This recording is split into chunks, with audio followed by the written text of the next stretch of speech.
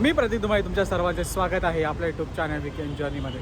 तर आज तुम्हाला मी सांगतो आहे, जर तुम्ही मुंबईपासून महाबलीपुरमला जाण्यासाठी किंवा महाबलीपुरमपासून जर तुम्ही तुमच्या घरी जाण्यासाठी मुंबई पुणे एनिथिंग तुमच्या जागेवर जाण्यासाठी तुम्ही कसं जाऊ शकता. मी आता चाललो आहे महाबलीपुरम ते मुंबई एअरपोर्ट. सेम जर तुम्ही रिटर्न येत असाल तर ते पण लागूच होईल. तर मी महाबलीपुरमपासून तुम्हाला तिरुसुलमला येण्यासाठी त्यांच्या डेपोपासून 515 जी बस आहे तुम्हाला टांबरमला सोडते. टांबरम तिथं फ्रिक्वेन्सी खूप चांगली आहे. 15-15 मिनटं 10-10 मिनटाला तिथून बस चालूच असतात. तर महाबलीपुरमपासून तुम्हाला सर्वप्रथम पहिला टांबरमला यायचं आहे.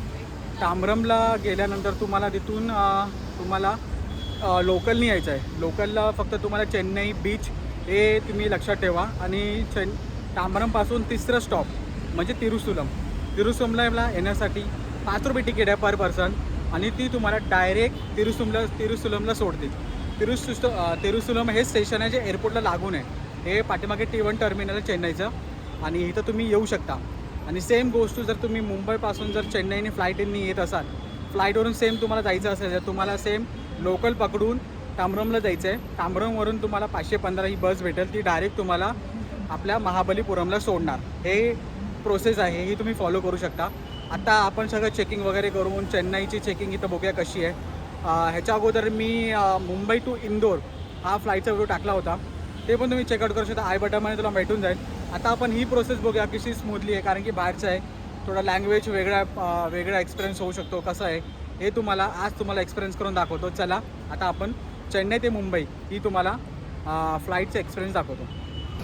इथे असे बाहेर लगेज लावलेले असतात, लगेज कॅरी करण्यासाठी, हे तुम्ही स्वतःहून घेऊ शकता. तर आता आपण स्टेशनपासून जवळ तुम्हाला जायचं असेल, बॅगा जास्त असेल ते लावलेले आहेत, ते तुम्ही घेऊन आता T1 टर्मिनलला जाऊ शकता.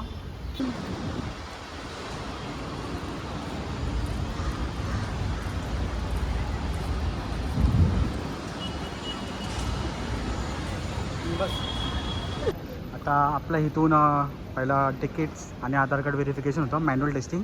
आणि या साईडला डिजिलॉकरनी पण तुम्ही एंट्री करू शकता. पण आपण मॅन्युअल टेस्टिंगने गेलं, आधार कार्ड टाकून तिकीटचं स्कॅन करून ती प्रोसेस होते. तर आपण आपलं जे लगेज बॅगेज आहे त्याचं वेट चेक करून आपल्याला बोर्डिंग पास घ्यायचं आहे. तर चेन्नईचं एअरपोर्ट असं काहीतरी दिसतं आतमधून, हे पण खूप मोठं आहे.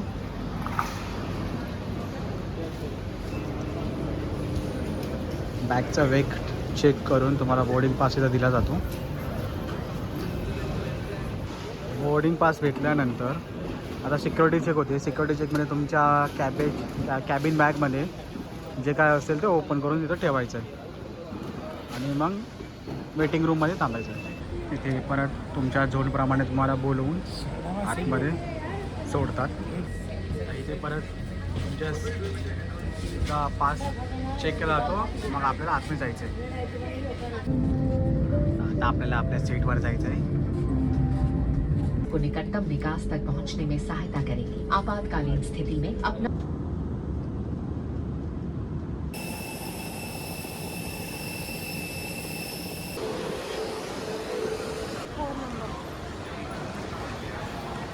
बेल्ट नंबर 5432 असे लावलेले आहेत.